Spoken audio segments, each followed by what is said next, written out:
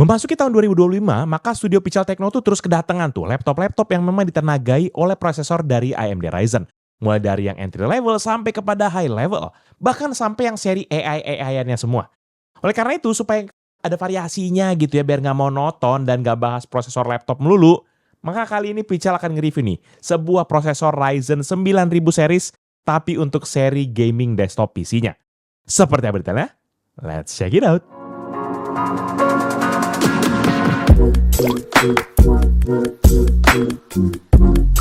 Halo guys, balik lagi bersama Pical, dan seperti yang sudah Pical mention tadi bahwa kali ini Pical akan membahas sebuah prosesor AMD di seri gaming desktop PC, yaitu AMD Ryzen 9 dengan kode 9950X3D Gaming Desktop Processor.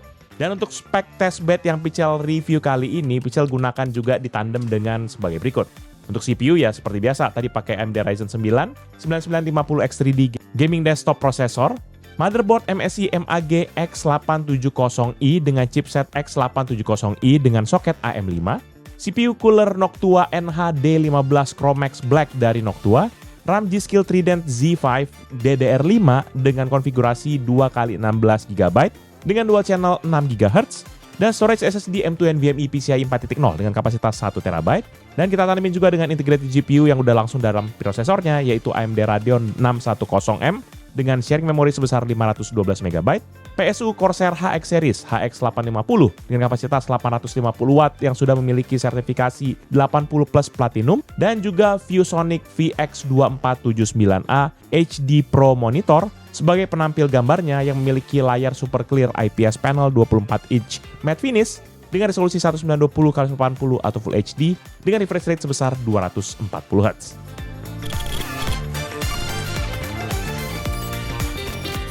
Sebelum Pical ajak teman-teman ngelihat performanya secara langsung, maka Pical mau cerita dulu nih soal apa yang bikin prosesor ini menarik. Ryzen 9 9950X3D ini itu pertama kali diumumkan waktu Computex 2024. Yang memang dijadwalkan rilis pada tanggal 12 Maret 2025. Dan pada saat peluncurannya, maka prosesor ini langsung menarik perhatian. Karena jadi satu-satunya prosesor Zen 5 yang membawa teknologi 3D V-Cache generasi kedua. Buat teman-teman yang belum familiar, maka 3D V-Cache ini adalah teknologi stack cache di mana cache L3 tambahannya ditempatkan secara vertikal di atas dari die prosesor buat meningkatkan akan kapasitas cache-nya tanpa harus menambah ukuran fisik dari chipnya. Dimana kalau sebelumnya cache 3D-nya itu ditempatkan di atas CCD atau Core Complex Die, maka sekarang justru dibalik nih posisinya. AMD menempatkan CCD langsung di atas dari cache 3D-nya supaya panas dari inti prosesornya bisa lebih cepat dibuang kepada IHS atau Integrated Heat Spreader. Karena memang kan game itu kan cenderung sensitif terhadap latency dan juga bandwidth dari cache itu tersebut. Hasilnya memang efisiensi thermal meningkat, suhu kerja lebih stabil, dan juga throttle bisa dikurangi secara signifikan. Dan memang untuk optimisasi dari performanya, AMD juga menetapkan akan desain dual CCD dengan karakter yang memang sedikit berbeda.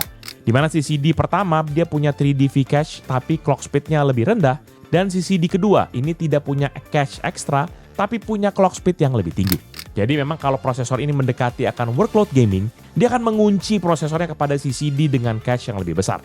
Tapi kalau kita pakai sedang render, encoding, ataupun kerja berat lainnya, maka prosesornya itu bisa berpindah kepada CCD dengan frekuensi yang tinggi. Di luar itu, Ryzen 9 9950X3D ini tuh tetap dibangun dengan arsitektur Zen 5, lengkap dengan dukungan DDR5 dan juga PCIe Gen 5. Jadi meskipun bukan bagian dari lini Ryzen AI 300 series yang fokus kepada NPU, tapi prosesor ini tetap relevan untuk workload modern termasuk aplikasi kreatif dan juga berbasis AI. Karena kekuatan core-nya memang tetap tinggi. Ya secara spesifikasi memang prosesor ini punya 16 cores dan juga total 32 thread. Dan untuk prosesor ini sendiri memiliki fabrikasi di 4 nanometer dan berada di base clock 4,3 GHz dan bisa di boost hingga ke 5,75 GHz. Sementara untuk TDP ini nggak main-main, dia berada di 170 Watt. Selain itu, seperti yang sudah Pical sebutkan tadi di awal, maka testbed yang kita gunakan ini adalah menggunakan testbed motherboard MSI MAG X870i dengan soket AM5 dan juga chipset X870i. Setup-nya juga dilengkapi dengan RAM 2x16GB DDR5 dual channel 6GHz dari G-Skill Trident Z5. Serta dia juga sudah tandemin dengan storage SSD M2 NVMe PCIe 4.0 dari Samsung 990 Pro sebesar 1TB. Sementara untuk sisi operating systemnya sendiri, Pical tandemin ini prosesor menggunakan Microsoft Windows 11 Home Single Language dengan build number 26100.4061 atau build number 24H2, di mana ini adalah build number Windows paling terbaru pada saat video ini Pical buat. Nah, karena testbednya sudah pakai motherboard dari MSI, maka otomatis sudah tersedia juga aplikasi MSI Center yang berfungsi sebagai performance booster buat kinerja testbed yang Pical gunakan. Interface dari aplikasi ini juga sebenarnya sudah Pical bahas di beberapa laptop MSI sebelumnya. Jadi sebelum teman-teman mau tahu lebih dalam, mungkin teman-teman bisa cek linknya di bagian deskripsi dulu ya. Dan daripada kita berpanjang lebar, Pical udah dari tadi cerita gitu ya. Lebih baik kita lakukan benchmark dan juga real life testing pada prosesor ini dengan 2 user skenario di MSI Center. Yaitu pertama kita pakai yang balance mode dan yang kedua kita pakai extreme performance mode. Selain itu ada juga aplikasi AMD Adrenalin. AMD Adrenalin ini ya Pical udah sempat bahas di banyak sekali yang berhubungan dengan AMD. Dan oleh karena itu di AMD Adrenalin pun Pical juga set kepada mode performance selama semua pengetesan ini berlangsung. Testingnya sendiri sih memang menggunakan beberapa benchmark tool yang biasa Pical gunakan buat tes performa di PC dan juga laptop. Tapi Pical juga tambahkan beberapa tool ataupun aplikasi benchmark tambahan supaya performa CPU-nya bisa kita coba lihat secara maksimal. Yang pertama tes kita mulai dengan Cinebench R23 dalam satu kali pengujian. Di kondisi balance mode, dia menghasilkan skor 42.202 untuk CPU multicore dan 2.283 untuk CPU single core. Sehingga dia menghasilkan MP rasio sebesar 18,49 kali. Sementara pada extreme mode dia menghasilkan skor 43.684 untuk CPU multicore atau naik 3,5% dan 2.279 untuk CPU single core atau turun 0,2%. Sehingga dia menghasilkan MP rasio sebesar 19,17 kali atau naik 3,7%. Testing kedua dengan Cinebench R20 dengan 3 kali pengujian. Pada balance mode, skor rata-ratanya adalah 16.687 dan pada extreme mode, skor rata-ratanya adalah 17.206 atau naik 3,1%. Testing ketiga dengan CPU Test Blender Benchmark versi 4.4.0. Pada balance mode, dia mendapatkan skor sebesar 287,12 untuk Monster, 197,04 untuk Junk Shop, dan 140,23 untuk Classroom, dengan total skor 624,41. Sementara pada Extreme Mode, dia mendapatkan skor sebesar 289,72 untuk Monster, 197,43 untuk Junk Shop, dan 145,14 untuk Classroom, dengan total skor 632,30 atau naik 1,3%. Testing keempat dengan tes rendering Pical pada benchmark di Adobe Premiere 2020 menggunakan Project 15 Clip 4K, format H264 dan juga preset quality 4K. Pada balance mode, render time-nya adalah 7 menit 34 detik. Sementara pada extreme mode, render time-nya adalah 7 menit 32 detik atau lebih cepat 0,4%. Testing kelima dengan PC Mark 10 sebagai gambaran overall performa dari PC ini. Pada balance mode, skor yang didapat adalah 12.440 untuk Essential, 11.843 untuk Productivity, dan 7.368 untuk Digital Content Creation. Sehingga skor akhirnya adalah 7.368. Sementara pada Extreme Mode, skor yang didapat adalah 12.697 untuk Essential, 12.733 untuk Productivity, dan 7.516 untuk Digital Content Creation. Sehingga skor akhirnya adalah 7.651 atau naik 3,8%. Testing ke-6 menggunakan aplikasi Y-Cruncher untuk menghitung pecahan pi atau 22 dibagi 7 hingga 5 miliar digit desimal. Pada balance mode, perhitungan dapat diselesaikan dengan total computation time sebesar 652,659 detik atau sekitar 10,9 menit untuk single thread dan juga 103,858 detik atau kurang lebih 1,7 menit untuk multithreading. Sementara pada extreme mode, perhitungannya dapat diselesaikan dengan total computation time sebesar 651,477 detik atau sekitar 10,9 menit untuk single thread atau sedikit lebih cepat 0,2% dan 102,220 detik atau sekitar 1,7 menit untuk multithread atau lebih cepat 1,6%. Untuk tes ke-7, maka prosesor ini kita gunakan Geekbench versi 6.4.0. Pada balance mode, dia mendapatkan skor sebesar 3.395 untuk single core dan 20.377 untuk multicore. Sementara pada extreme mode mendapatkan skor 3.400 untuk single core atau naik 0,1% dan 20.638 untuk multicore atau naik 1,3%. Beralih ke bagian grafis, prosesor ini menggunakan integrated GPU AMD Radeon 610M yang memiliki arsitektur RDNA 2 dengan 2 computation unit, 128 unified pipeline, bekerja di frekuensi 400 MHz sampai ke 2,2 GHz, dan memiliki sharing memori default sebesar 512 MB. Dan untuk menguji kemampuan grafisnya ini, walaupun Pichel tahu ya ini kemampuannya juga nggak tinggi-tinggi amat, tapi kita tetap lanjut aja dengan testing ke-8, yaitu menggunakan Blender Benchmark versi 4.4.0. Pada balance mode, dia mendapatkan skor sebesar 21,12 untuk Monster, 8,12 untuk Junk Shop, dan 11,63 untuk Classroom, dengan total skor 43,88. Sementara pada Extreme Mode mendapatkan skor 23,12 untuk Monster, 8,74 untuk Junk Shop, dan 11,45 untuk Classroom, dengan total skor 43,31 atau turun 1,3%. Next, untuk testing ke-9, Pichel gunakan kembali aplikasi Geekbench versi 6.4.0 untuk menguji kemampuan dari integrated GPU-nya. Pada balance mode, dia mendapatkan skor sebesar 5.965 untuk OpenCL dan 7.724 untuk Vulkan. Sementara pada Extreme Mode, dia mendapatkan skor sebesar 5.855 untuk OpenCL atau turun 1,8% dan 7.909 untuk Vulkan atau naik 2,4%. Kemudian untuk tes terakhir di Synthetic Benchmark, Pichel gunakan 3D Mark Time Spy. Pada balance mode, dia GPU-nya mendapatkan skor sebesar 683 untuk grafik, 13.723 untuk CPU, dan juga 796 untuk overall skornya. Sementara pada Extreme Mode, GPU-nya mendapatkan skor 631 untuk grafik atau turun 7,6%, 12.430 untuk CPU atau turun 9,4%, dan 735 untuk overall skornya atau turun 7,7%. Dan berikut ini adalah perbandingan dengan laptop dan PC yang Pichel pernah review. Check this out.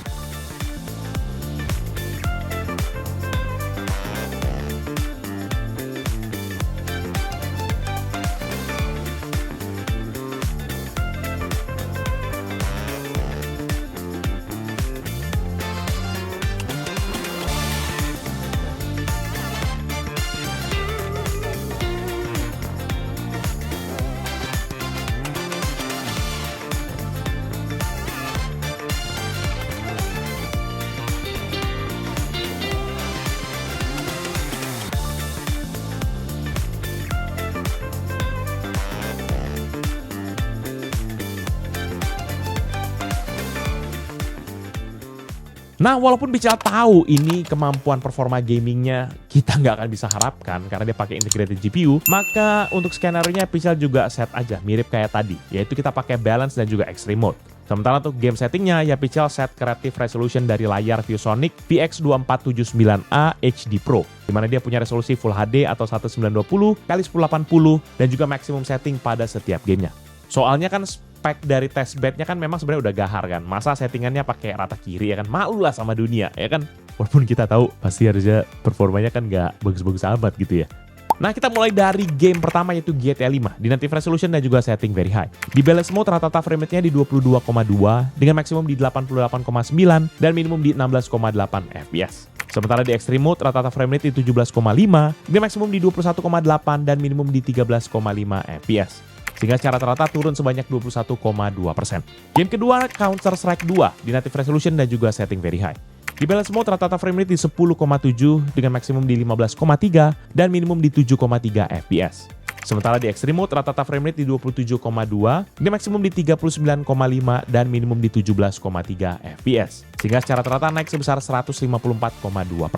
Game ketiga Dota 2, native resolution dan juga setting best looking. Di balance mode rata-rata frame rate di 20,3 dengan maksimum di 27,7 dan minimum di 9,8 fps. Sementara di extreme mode rata-rata frame rate di 26,1 dengan maksimum di 29,9 dan minimum di 23,5 fps. Sehingga secara rata-rata naik sebesar 28,6%.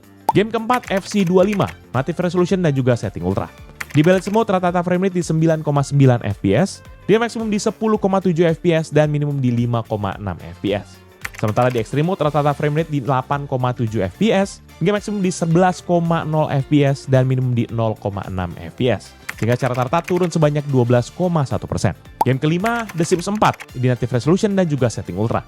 Di balance mode rata-rata frame rate-nya di 28,6 dengan maksimum di 39,1 dan minimum di 16,8 fps. Sementara pada extreme mode rata-rata frame rate-nya di 32,6 dengan maksimum di 41,1 dan minimum di 11,8 fps.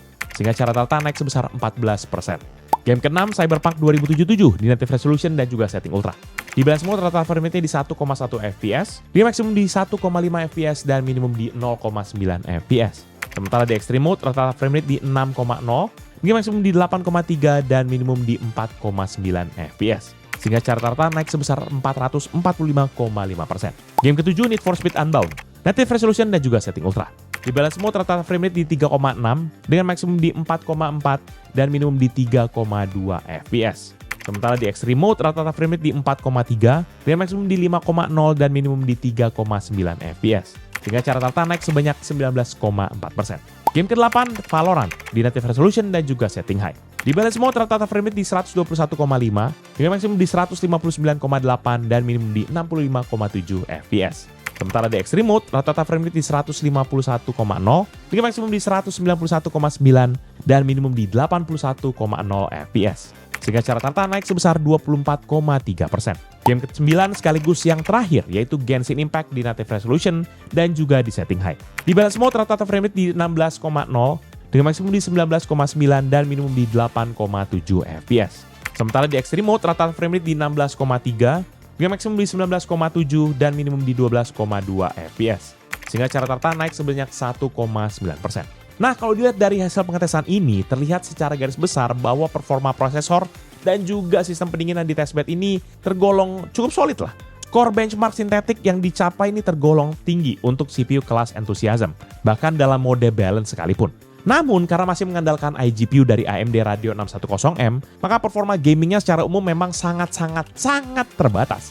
Apalagi untuk game berat dan juga settingan tinggi, ya kan? Dan Pichel yakin memang bottleneck-nya ujung-ujungnya di GPU-nya gitu ya. Mau RAM-nya juga udah pakai 32 GB kayak, mau kita pakai nanti 128 kayak. Ya tetap aja nggak bisa mendongkrak karena memang ujung-ujungnya bottleneck-nya ada di integrated GPU-nya.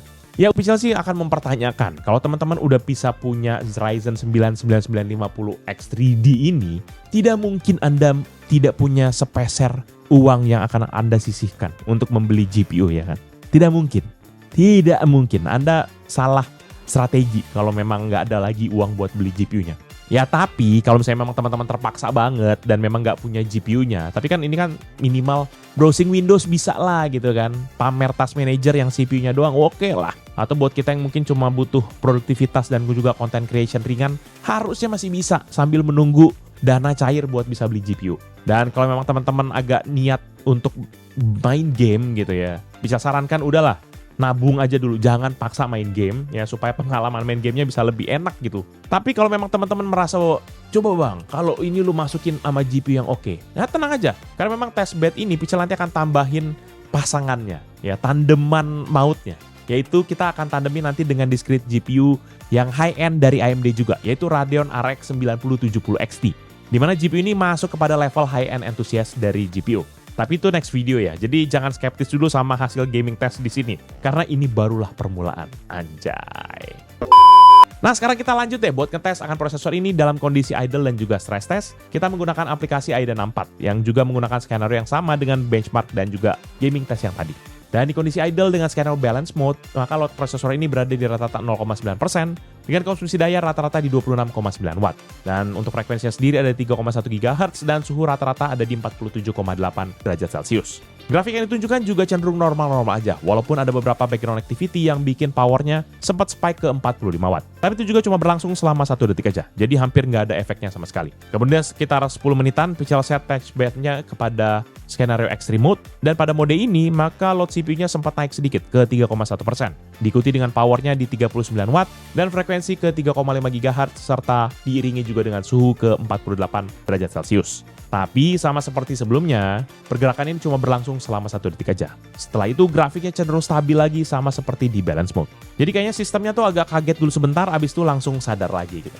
Dan sekitar 10 menitan dalam kondisi idle dengan extreme mode, performance mode-nya Pichel kembalikan kepada mode balance dan setelah beberapa saat Pichel langsung jalankan aplikasi AIDA 64 buat memulai akan stress testnya. Nah pada saat stress test dimulai, powernya langsung melonjak ke 149 Watt yang diikuti juga dengan peningkatan frekuensi ke 4,8 GHz dan juga suhunya naik ke 67,9 derajat Celcius. Kondisi ini tetap bertahan sampai ke 10 menit ke depan tanpa adanya tanda-tanda dari throttling. Bahkan suhunya makin naik hingga menyentuh 71 derajat Celcius. Setelah itu performance mode-nya Pichel coba ubah lagi kepada extreme mode, tapi lagi-lagi tidak ada pergerakan berarti pada grafiknya. Ya ini bagus ya, artinya sistem ini memang cukup stabil dan juga konsisten. Bahkan ketika diminta kerja lebih keras sekalipun, performa dan dayanya tetap bisa terjaga dengan pola yang memang rapi. Tapi karena ini juga, kita jadi nggak bisa lihat tuh akan efek signifikan dari fitur Extreme Mode-nya.